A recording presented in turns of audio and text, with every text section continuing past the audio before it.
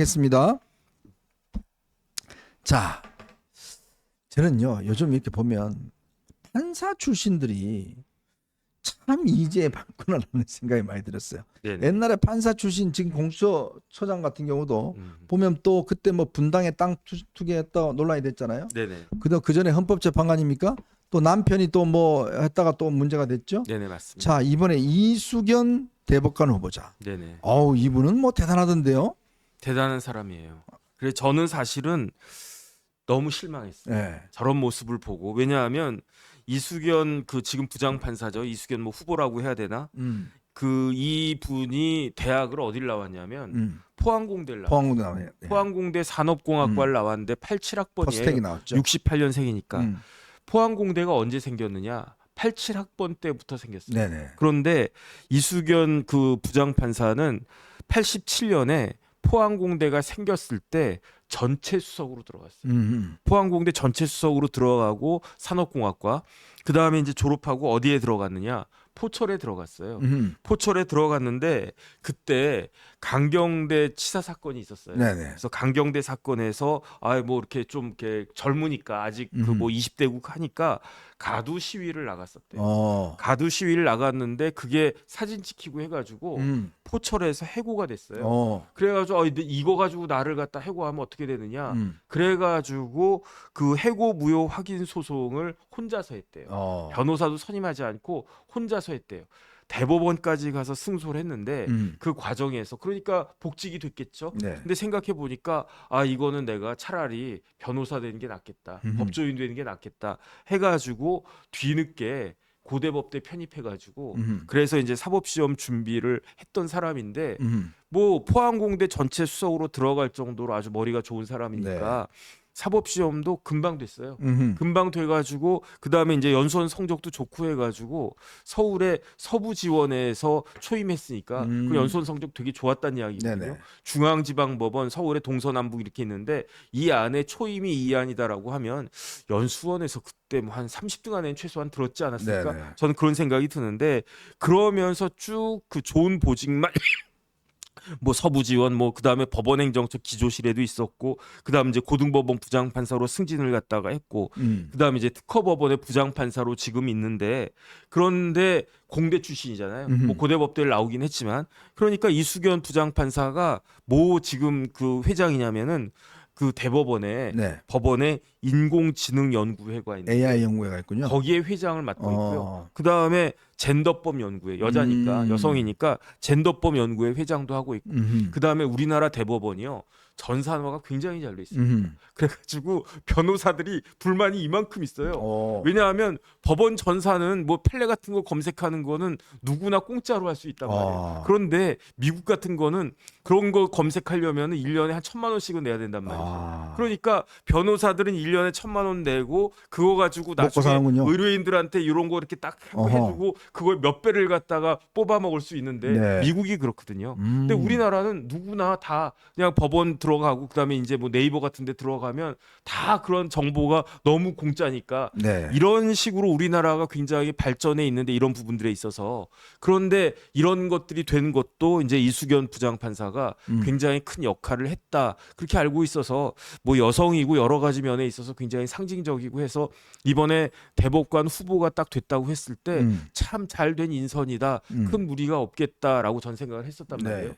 그런데 남편이 변호사예요. 네. 남편이 변호사인데 어떻게 딸한테 이런 식으로 할 수가 있을까? 그다음에 대법관은요. 그 국회에서 동의해 주지 않으면 임명이 안 돼요.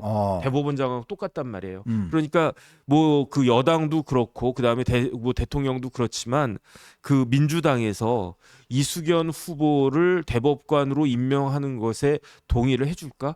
지금 약간 좀 갸우뚱하다 이런 생각이 듭니다. 여당에서도 이게 굉장히 회의론이 많더라고요. 네네. 이게 왜냐하면 아주 어린 딸한테 주식을 갖다가 이렇게 사게 줘서 그걸 또 아버지가 뭐 사고 뭐 어쩌다 해서 60세배나 이게 그 비용을 부풀려서 네네. 결국 딸이 이제 돈을 벌도록 그렇게 해줬다고 그럽니다. 네네. 그래서 더군다나 이게 뭐 사과 나겠는데 사과하면서 어제 뭐라고 그랬냐면 요즘 자녀들 돌에 금반지 대신 주식 사주잖아요. 요런 또 이야기를 해갖고 그냥 아주 몰매를 맞았다고 그래요. 그래서 옛날에 어떤 장관 후보자가 네. 땅이 많았잖아요. 네. 뭐라고 그랬습니까? 나는 땅을 사랑한다. 땅을 사랑하는 분이 있었죠. 그다음에 이런 모습들을 딱 보면 네. 저는 애들한테 미안해요. 음. 조국을 보면 우리 애들한테 너무 미안해. 왜냐하면 우리 큰애 삼수했거든요. 네. 우리 작은 애 재수했단 말이에요. 네. 애가 둘밖에 안 되는데 수능은 5번 치렀어요. 네. 그 다음에 우리 애들한테 뭐 제가 뭐 준 거 있겠습니까? 지금 다 잘 됐잖아요. 아니 뭐 그래도 뭐 걔네들한테 뭐 얼마 정도 있나? 걔네들 네. 재산 얼마나 있나? 뭐 지들이 뭐 세뱃돈 좀 모아놓은 거 있나 모르겠는데 이런 걸 보면 저는 막 부르짖고 싶어요. 네. 아빠가 미안하다 이런 걸 하고 싶단 말이에요. 저는 뭐 정 변호사가 미안하다 그러면 저는 뭐 낯들 수가 없습니다. 뭐 아니 저도 그런데 저 같은 사람 그래도 제가 네. 그 명색이 변호사고 그냥 애들한테 잘 먹이고 잘 입혔다라고 생각하는데도 제가 미안할 정도인데 다른 일반적인 서민들 요즘 너무 어렵지 않습니까? 네. 오늘도 제 후배 만났는데 이것도 해보고 저것도 해보고 모색을 굉장히 많이 하더라고요.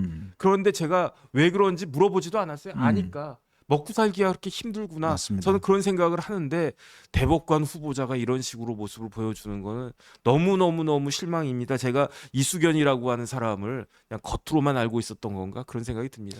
그래놓고 이제 그 대답이 그거예요. 불법 없었다 이런 이야기를 합니다. 네네. 야, 그걸 보면서 참 본인이 대법관 정도 되면 정말 우리 사회에 존경받는 인물인데 이런 것들 해놔놓고 불법 없었어요. 뭐 어때서? 뭐 요즘 돌반지 안 주고 주식 주지 않나? 뭐 이런 거죠. 야, 빵이 없으면 뭐 쿠키 먹으면 되지. 뭐 이런 거하고 똑같은 이야기인데. 이게 어떻게 발전하냐면요. 처음에는 법적으로 잘못된 거 없어요. 다 네. 합법적이에요. 라고 이야기하다가 음. 그러다가 이게 좀 불법적인 게 드러나잖아요. 네. 그럼 뭐라고 이야기합니까? 남들도 다 그렇게 살아요. 다 사는데 뭐. 그렇게 이야기하지 않겠습니까? 참 좀 기가 막힙니다 네네. 진짜. 아니 검증도 안 하네. 도대체 저는 참 이게 의문 드는 게 뭐냐면 이 정도 이제 대법원에서 추천하게 되면 검증을 할 거 아니겠습니까? 네네. 아니 이거 언론들 금방 찾아내는 건데 이거 검증 안 하나요? 그러니까 문제의식이 없다는 거예요. 이거를 보고서 뭐 이게 왜 문제지? 뭐 애들한테 줄 수 있는 거지 요즘 뭐 다 하는데 네네. 이게 뭐 문제일까? 버젓이 내는 거 이거 언론이 볼 때는 이거 뭐야 이게 지금 어디 어린애한테 지금 줬다가 뭐 수억 원씩 지금 뭐 부풀려주고 이게 말이 돼? 네. 도대체 그러니까 우리 사회의 어떤 전 솔직히 지금 대통령실 인사도 그렇고 하지만 도대체 이 기준하고 이거를 검증하는 분들이 제발 국민 눈높이에 좀 닮았으면 좋겠습니다. 용산 눈높이나 대법원 눈높이가 아니라 국민 눈높이에 맞춰서 국민들이 보실 때 이런 걸 어떻게 봐야 될지 그걸 좀 봤으면 좋겠어요. 자기들 주변에는 뭐 다 이렇게 그냥 돈 부풀리는데 그게 뭐가 문제예요? 라고 하는 느낌들을 저는 지울 수가 없단 말이에요. 그런데 김재현 최고위원 이번에 당선되셨는데 네. 국민 눈높이가 뭔지 모른다고 글쎄 말씀을 그러면서 하셔서 뭐 전략통이라고 그러더라고요. 그래서 저 좀 참. 답답하다 이런 생각이 또 듭니다. 그거는 그 무슨 눈높이를 그동안 뭐 눈높이 잘 안 맞췄는지 모르겠지만 네네. 제발 좀 국민 눈높이에서 그냥 내 주변에 내 친구들 이 눈높이 정말 생각하지 마시고 정말 힘들게 살아가는 우리 많은 국민들의 눈높이에 맞춰서 당신들이 정말 떳떳하게 살았는지 합법적인 방법으로 했는지 예? 아무리 주식 좋지만 그렇게 이 애한테 해서 이렇게 돈을 갖다 부풀리고 이걸 보고 소위 버꾸라지라 그럽니다. 네네. 그런 욕을 왜 듣겠습니까? 특히 이 보수 정권에서 그런 것들을 좀 걸러주지 않으면 많은 국민들이요 나중에 다 욕합니다. 당신들은 다 잘 먹고 잘 살잖아. 우린 이렇게 어려운데 왜 우리 안 생각해줘? 바로 그게 핵심이에요. 지금 왜 보수가 국민들에게 이렇게 어떤 큰 지지를 못 받고 있는가? 네. 바로 그 부분입니다. 우리 어렵게 사는데 제발 우리 눈높이에 좀 맞춰주면 안 돼? 당신들이 있는 사람들만 맨날 장관시키고 차관시키고 어느 학교 뭐 좋은 학교 나온 사람들만 하고 그럼 뭐 하겠습니까? 그 사람 일 잘합니까 또? 제가 볼 때는요 어디 뭐 화려한 스펙 있는 사람 일 잘하는 사람 못 봤어요. 일하는 머리 있고요. 네. 공부하는 머리 있고 시험 잘 보는 머리가 있더라고요. 그다음에 국민 눈높이가 어려운 게 아니에요. 제가 생각해 보니까 딱 하나예요. 그건 네. 뭐냐? 역지사지. 음. 상대방 입장에서 생각해 보면 그게 국민 눈높이 아닌가? 저는 그렇게 생각이 네. 듭니다.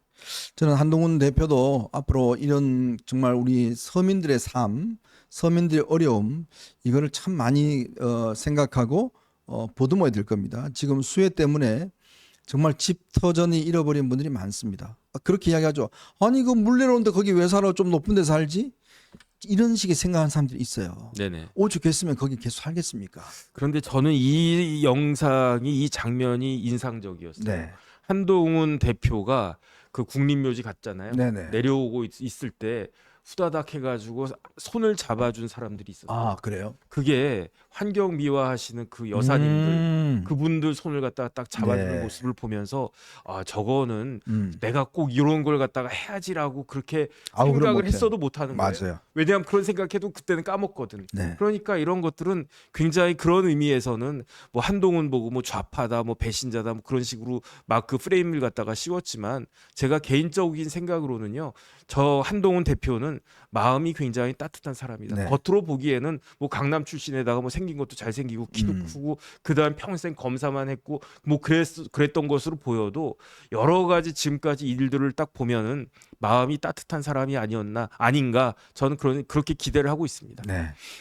보수는요 따뜻해야 됩니다. 따뜻한 이웃에 대해서 항상 관심을 갖고 내 이웃이 혹시 굶지 않는지, 내 이웃이 혹시 어려움에 처하지 않는지 그걸 살펴보고 따뜻한 마음을 가지는 게 저는 보수주의자의 가장 기본적인 저는 자세라고 생각이 듭니다.